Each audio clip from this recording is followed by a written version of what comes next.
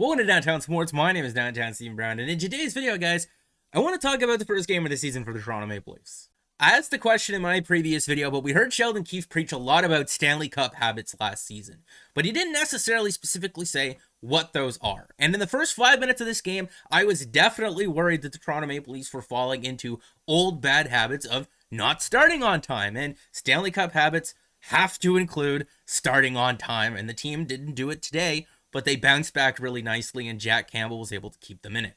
I'm not going to lie to you, the chart really does depict how watching the game felt. It really was just a snooze fest after the Maple Leafs tied it up at 1. If we're taking a look at the scoring chances for both teams, you can easily see that the Toronto Maple Leafs outchanced the Montreal Canadiens in this game. And a big thing that Sheldon Keefe was worried about from the start of last season was finding a way to score goals when it gets tougher to score. So in the playoffs, against tighter defensive teams, and the way that you're going to do that is going to the net and capitalizing on second or even third opportunities. And you see the Maple Leafs in this game did a great job at generating scoring chances in tight. The game sheet from this one will read that the Maple Leafs had 3 power play opportunities and that they only capitalized on one of them.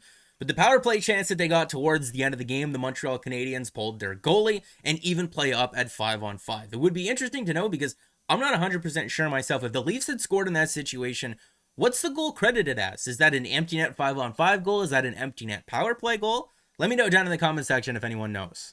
Speaking of special teams tonight, the Maple Leafs on the penalty kill were 4 for 4, and they did so only allowing 2 scoring chances against, both of them coming on the power plays that the Montreal Canadiens got in the third period, and only one of those was a high danger shot attempt against. The Maple Leafs penalty killers were aggressive in this one. They got some timely saves from Jack Campbell. They got some huge blocks from their players, and they also got a little bit of luck. You got to be good to be lucky, and you got to be lucky to be good. Although the Maple Leafs had the 24th ranked power play in the league last year at 78.5%, if you're taking a look at the more micro stats in terms of the scoring chances against per 60 that they allowed, they were 11th in the league. And if you're looking at the quality of those chances in terms of high danger shot attempts against, they allowed the 5th fewest. If you're looking at their save percentage from last year, it was 27th. And if you're looking for a breakdown of that save percentage, Jack Campbell was 4th best in the league, minimum of 50 minutes on the penalty kill for goaltenders, and Frederik Andersen wasn't so great. And those were the line combinations that the Maple Leafs went with for the majority of this game. Nick Ritchie with John Tavares and Mitch Marner. Michael Bunting with Kerfoot and Nylander, of course, with Austin Matthews being out in this game. And that third line of Pierre Engvall, David Kampf, and Ondrej Kase, I think that's going to be really interesting to watch, especially after Austin Matthews comes back from injury. Because a lot of people were really interested to possibly seeing a Alex Kerfoot, David Kampf, and Ondrej Kase third line. But Pierre Engvall is literally the super punch-out character that refuses to go down. Just when you expect that he's down and out and you've won the match, he just pops right back up again. We talked about it as we were going through the preseason, especially after the game where he scored 2 goals, but what does Pierre Engvall want to be in this Toronto Maple Leafs lineup? Who is he? Is he that player who you can deploy on the fly and just disrupt the other team's transition game in the neutral zone? Or is he going to be that guy who he was with the Toronto Marlies for a number of years with Sheldon Keefe, where he's just sniping pucks from the dot on the power play? Could he be both? I don't know. That would be super cool if he could. Ondrej Kase with a sneaky good game tonight. He was quick and all over the place, and he is relentless on those second and third opportunities, and he terrorized the Montreal Canadiens in their own zone tonight. If he can continue doing that and stay healthy, that is, again, a huge find for the Toronto Maple Leafs in their lineup. Especially when you factor in that at the end of his 1-year deal that he's currently on for $1.25 million, he'll still be a restricted free agent. If I haven't mentioned something from this game already, don't worry, I will get to it. The next player that I want to talk about is Nick Ritchie, because even though he didn't show up on the score sheet tonight, it is incredible. You cannot understate how valuable he is to this team just by knowing his role, knowing what he needs to do when he's on the ice, and just doing it. There was a shift where he got caught in his own zone, he gave up the puck, and it was kind of scary. I believe that was in the second period or so, but when he's on the ice, in the offensive zone, he is a big body in the slot. He is a big body in front of the net, and he is to keep his stick on the ice at all times. And on that Pierre Engvall power play goal, simply all Nick Ritchie did was stand in front of Jake Allen and make it so that he could not see the puck. Beautiful. Simply, I can't describe that as anything other than just beautiful. Him knowing his role and doing it. They were only on the ice together for a minute 38 tonight. I must have missed the second time that they were. But at the end of the first period, Sheldon Keefe threw over the boards Marner, Tavares, and Nylander to end off that period.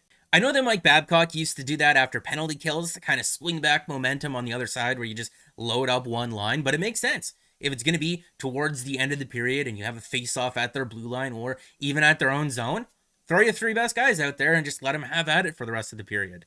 William Nylander did earn first-star honors in this game, and he was absolutely all over the place, generating a ton of chances, and he pulled a move right out of Jason Spezza's playbook there with the fake the clapper and just ripped it on Jake Allen. But make no mistake, Jack Campbell was the first, second, and third star for the Toronto Maple Leafs in this game. You cannot understate how important he was in the first period, keeping them in it, allowing them to get back into it 1-1, and then continuing on, especially on those penalty kills.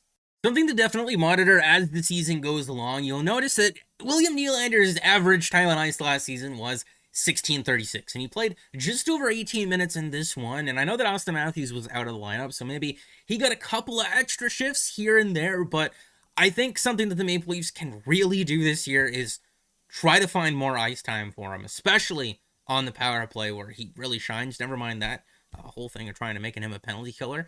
Find him more offensive opportunities. Find him more chances to be William Nylander. I'm not looking to play the blame game on anyone this early on, and I thought that he did make up for it, especially on those penalty kills. But Justin Holl on that one goal, I mean, I know it was a 2-on-1, but buddy, come on, commit to something. Either take the shot or the pass on that one. He didn't have either. It's nitpicking. I know not everyone can be TJ Brody, but come on, take one. The first 3 games of the season looked very winnable and are very winnable for the Toronto Maple Leafs. I know that they don't have Austin Matthews, but you already got 2 points in the bank, and now it's a home-and-home with the Ottawa Senators, who are without Brady Tkachuk. And especially for tomorrow night's game, because I'm going to be there. Peter Mraz's is going to be in net, and I'm hoping it's going to be a good one, and hopefully the Maple Leafs can build off of this first game and continue to learn how to start on time, because that is definitely a Stanley Cup habit. It is not acceptable to show up 5 or 10 minutes into the game. Show up at puck drop. It would be really awesome to go to bed Saturday night with the Maple Leafs getting 6 out of 6 points in the bank without Austin Matthews. Because that's another Stanley Cup habit, right? Stepping up when guys are out of the lineup and finding ways to win. I know it was only one game, but overall, so far so good. Was it perfect? No. But were there positives that they can continue to build on and work towards as the season goes? Yeah, for sure. Hopefully they can bring it tomorrow night against the Ottawa Senators, because you know what that would be?